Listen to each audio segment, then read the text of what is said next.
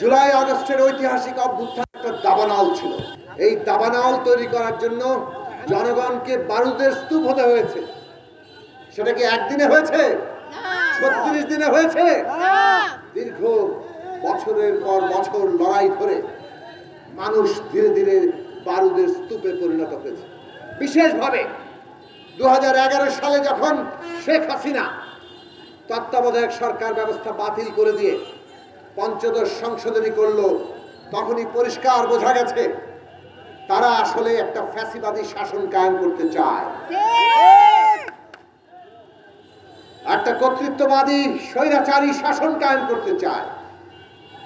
তাদের যে বাসনা নিজেদের শাসনকে চিরস্থায়ী বন্দোবস্তে পরিণত করা, সেই বাসনাকে সাহায্য করেছে কে?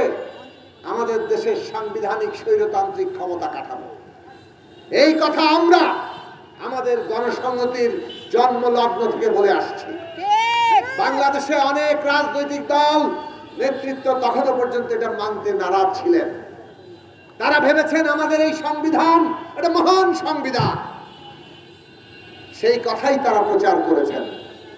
আমরা বলেছি এই সংবিধান মহান মুক্তিযুদ্ধের উপর দাঁড়িয়ে হয়েছে, কিন্তু মুক্তিযুদ্ধের যে আকাঙ্ক্ষা ছিল সাম্য, মানবিক মর্যাদা, সামাজিক সুবিচার প্রতিষ্ঠা করা, তার জন্য গণতন্ত্র প্রতিষ্ঠা করা, সেই আকাঙ্ক্ষা সংবিধানে প্রতিফলিত হয় নাই বলে সমস্ত ক্ষমতা একজন ব্যক্তির হাতে কেন্দ্রীভূত করা হয়েছে। যিনি প্রধানমন্ত্রী হন তার হাতে সব ক্ষমতা, আর তিনি পুরো রাষ্ট্রটা পকেটে ঢুকিয়ে জনগণের উপর স্টিম রোলার চালিয়েছেন। এটাই কি আমাদের অভিজ্ঞতা ছিল না? এটাই কি ৭২ সাল থেকে এই দেশের অভিজ্ঞতা হয়নি? এরা কেবল স্টিম রোলার চালিয়েছে তা নয়, সব অধিকার কেড়ে নিয়েছিল, এমনকি ভোটের অধিকারটাও কেড়ে নিয়েছে। এই জন্য তত্ত্বাবধায়ক ব্যবস্থা এসেছিল, কিন্তু তত্ত্বাবধায়ক ব্যবস্থাও টেকে নাই। আর টেকে নাই বলে আমরা দেখেছি কিভাবে তত্ত্বাবধায়ক ব্যবস্থা গিলে খাওয়ার চেষ্টা হয়েছে। শেখ হাসিনা এর বিরুদ্ধেই কথা বলেছেন, কিন্তু ৮ সালে ক্ষমতায় এসে পুরনো এই যে গিলে খাওয়ার যে চেষ্টা, সেইটাকে তিনি পূর্ণ রূপ দিতে চেয়েছেন।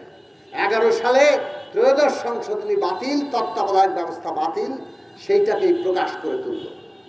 অর্থাৎ এইটা জমিদারি, এই দেশের এই জমিদারি তারা চালাবেন, এটা তাদের বাপ দাদার সম্পত্তি।